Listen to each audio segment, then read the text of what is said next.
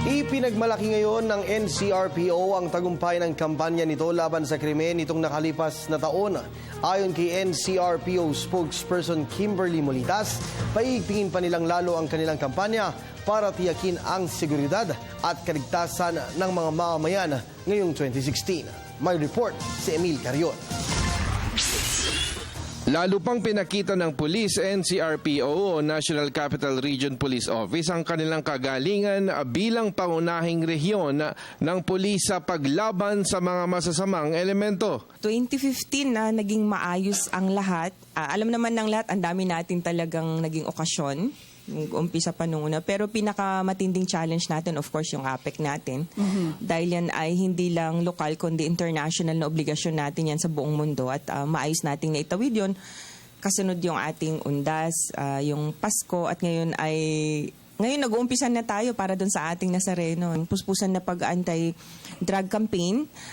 Talaga naman pong kahit nung magpapasko na, nagtatrabaho pa yung ating mga operatiba. Kaya parang wala kaming Yun na rin siguro yung pamasko nila sa kanya. Na maganda yung accomplishment natin. Marami nakahuli po tayo ng 15 kilos eh. Sa pinalawig na atas ng DILG Oplan Sibat ay walang inaatras ang mga kriminal na nalilinya sa carnapping, droga at iba pang mga gawain ng sindikato. Define kung sino yung mga targets natin at nagdi-designate tayo ng group of police officers na talagang tutukan yung mga targets natin. So tuloy-tuloy natin ginagawa yan on the ground at sana i-sustain pa natin for 2016 or higitan pa natin yung nagawa natin. We need people to come forward, and report and provide us the information.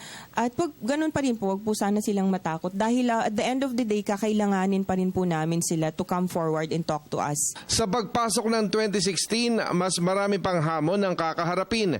Pero ayon sa NCRPO, ito'y bahagi lang ng regular na trabaho.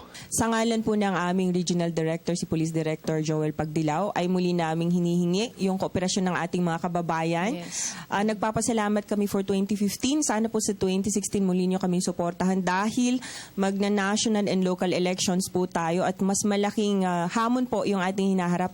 Sana po ay patuloy kayong makibahagi sa aming mga programa para po maitupad natin ng maayos yung ating katahimikan sa buong NCR at sa buong Pilipinas.